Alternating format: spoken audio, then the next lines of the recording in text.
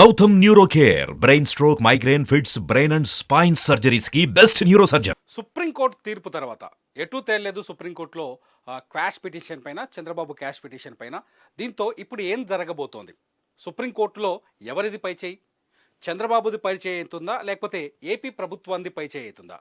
జడ్జిలు ఇద్దరు ఎవరైతే చంద్రబాబు నాయుడు క్వాష్ పిటిషన్ ఉందో, స్కిల్ డెవలప్మెంట్ కేసులో సెక్షన్ 409 కింద చంద్రబాబుని అక్రమంగా అరెస్ట్ చేశారని, సెక్షన్ 17A వర్తిస్తుందని సుప్రీంకోర్టులో క్వాష్ పిటిషన్ పైన హైకోర్టు ఇచ్చిన తీర్పు పైన సుప్రీంకోర్టులో చంద్రబాబు తరఫు న్యాయవాదులు సవాల్ చేశారు. అయితే ఈ సవాల్ పైన జస్టిస్ అనిరుద్ బోస్, జస్టిస్ బేలా ఎం త్రివేది ఇచ్చిన తీర్పులు భిన్నంగా ఉన్నాయి. ఒకరు సెక్షన్ 17Aని వర్తిస్తుందని చెప్తున్నారు అనిరుద్ బోస్. రెండోది జస్టిస్ బేలా ఎం త్రివేది సెక్షన్ 17A వర్తించదు, 2018లో తీసుకొచ్చిన సవరణ దీనికి వర్తింప చేయలేము అని చెప్పేసి బేలా ఎం త్రివేది గారు చెప్పారు. దీంతో ఈ కేసులో ఎవరు పై చేయి సాధించారన్నది ఇప్పుడు ఆసక్తికరంగా మారుతుంది. ఇది ఆంధ్రప్రదేశ్ రాజకీయాల్లో సంచలనం సృష్టించిన కేసు. ఆంధ్రప్రదేశ్ రాజకీయాల్లో ఎప్పటి నుంచో లెజెండ్గా ఉన్న చంద్రబాబు నాయుడిని అరెస్టు చేసిన కేసు.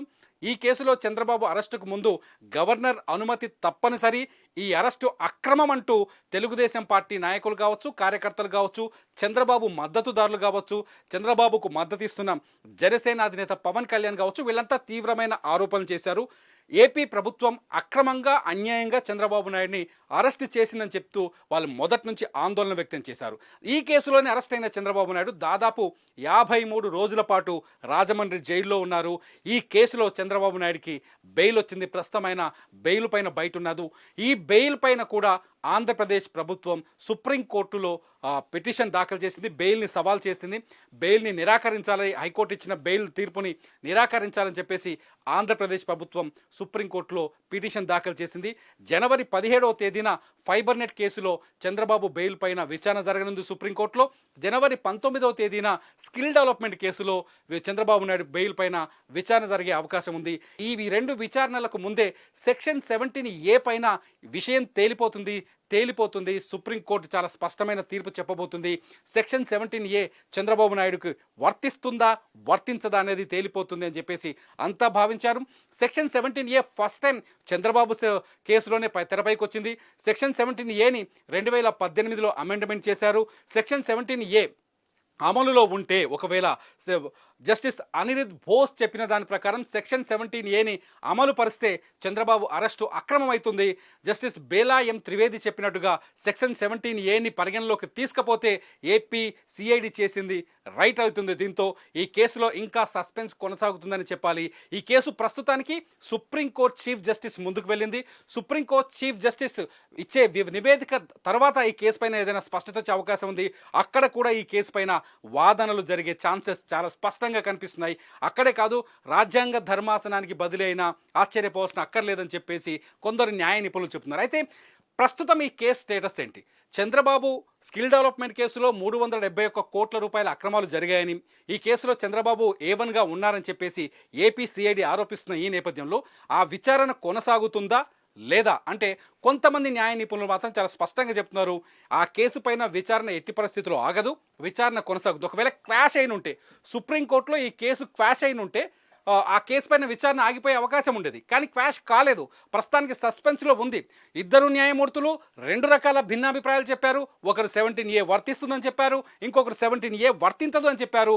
చివరికి కేసు సుప్రీంకోర్టు చీఫ్ జస్టిస్ ముందుకు వెళ్ళడంతో ఈ కేసు పైన విచారణ కొనసాగుతుందా, ఆగదా అనేది ఆసక్తికరంగా మారింది. ప్రస్తుతానికి మాత్రం న్యాయ నిపుణులు చెబుతున్నది ఏంటంటే, స్కిల్ డెవలప్మెంట్ కేసులో ఆంధ్రప్రదేశ్ ఏసీబీ ఏదైతే విచారణ ముందుకు సాగుతుందని చెప్తున్నారు. ఈ కేసులో ప్రస్తుతానికి చంద్రబాబు నాయుడికి బెయిల్ వచ్చింది, మధ్యంతర బెయిల్ ఉంది. బెయిల్ పైన ప్రస్తుతం చంద్రబాబు నాయుడు బయట ఉన్నారు. అయితే ఈ కేసు విచారణ క్వాష్ అయిన ఉంటే మాత్రం విచారణ ఆగిపోయి ఉండేది. క్వాష్ అయిన ఉంటే ఖచ్చితంగా ఈ కేసులో విచారణ జరగాలంటే అన్ని స్థాయిలో, ఒకవేళ చంద్రబాబు నాయుడిని ఎన్ని స్థాయిల్లో విచారణ చేయాల్సి ఉంటుందో అన్ని స్థాయిలో గవర్నర్ అనుమతి తప్పనిసరిగా తీసుకోవాల్సి ఉంటుంది. కానీ క్వాష్ కాలేదు.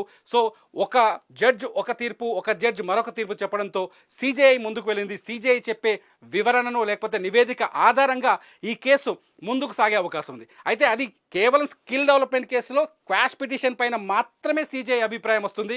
స్కిల్ డెవలప్మెంట్ స్కామ్లో జరిగిన విచారణ మాత్రం ఆగదు, ఈ విచారణ కొనసాగుతుంది. ఒకవేళ క్వాష్ పిటిషన్ క్వాష్ అయితే సుప్రీంకోర్టులో విచారణ ఆగిపోయే అవకాశం ఉంది. పిటిషన్ క్వాష్ కాలేదు కాబట్టి ప్రస్తుతానికి లైవ్లో ఉందని అనుకోవాలి. దీంతో స్కిల్ డెవలప్మెంట్ కేసు ముందుకెళ్ళే అవకాశం ఉంది. అంతేకాదు ఇప్పుడు ఏదైతే ఫైబర్ నెట్ కేసులో లేకపోతే ఇదే స్కిల్ డెవలప్మెంట్ కేసులో చంద్రబాబు నాయుడుకు బెయిల్ వచ్చిందో ఆ బెయిల్ పైన కూడా ఈ క్వాష్ పిటిషన్ సెక్షన్ 17A ప్రభావం ఉండే అవకాశం ఉంటుంది. సెక్షన్ 17Aని అమల్లోకి తీసుకొని ఉంటే బెయిల్ పిటిషన్ల విచారణ ఇంకో రకంగా ఉండేదేమో తెలుస్తుంది. మొత్తానికి 17th రోజు అలాగే 19th రోజు ఏం జరగబోతుంది చంద్రబాబు నాయుడు బెయిల్ పిటిషన్ పైన సుప్రీంకోర్టులో ఆంధ్రప్రదేశ్ ప్రభుత్వం సవాల్ చేసింది చంద్రబాబు నాయుడుకు బెయిల్ నిరాకరించాలని. మరి సుప్రీంకోర్టు బెయిల్ని రద్దు చేస్తుందా లేకపోతే కేసు విచారణని పెండింగ్లోనే ఉంచుతుందా అనేది ఆసక్తికరంగా మారింది. మొత్తానికి ఆంధ్రప్రదేశ్ రాజకీయాలను ఒక ఉడికించిన కేసు, ఆంధ్రప్రదేశ్ రాజకీయాల్లో ఉద్విగ్నంగా మార్చిన కేసు, ఏపీలో ఒక్కసారిగా రెండు పార్టీలు, రెండు వర్గాలు, ప్రభుత్వ వ్యతిరేక వర్గాల్లో ఒక ఉద్రిక్త వాతావరణాన్ని క్రియేట్ చేసిన కేసు. ముఖ్యంగా చంద్రబాబు నాయుడిని అరెస్ట్ చేసిన ఈ కేసులో సుప్రీంకోర్టు ఏం చెప్పబోతుంది అన్నది ఇంకా ఉత్కంఠగానే ఉంది, ఇంకా క్వశ్చన్ మార్క్గానే ఉంది. సెక్షన్ 17A పైన స్పష్టత వస్తే తప్ప ఈ కేసుల్లో విచారణ ముందుకా వెనక్కా అనేది తేలే పరిస్థితి కనిపించట్లేదు.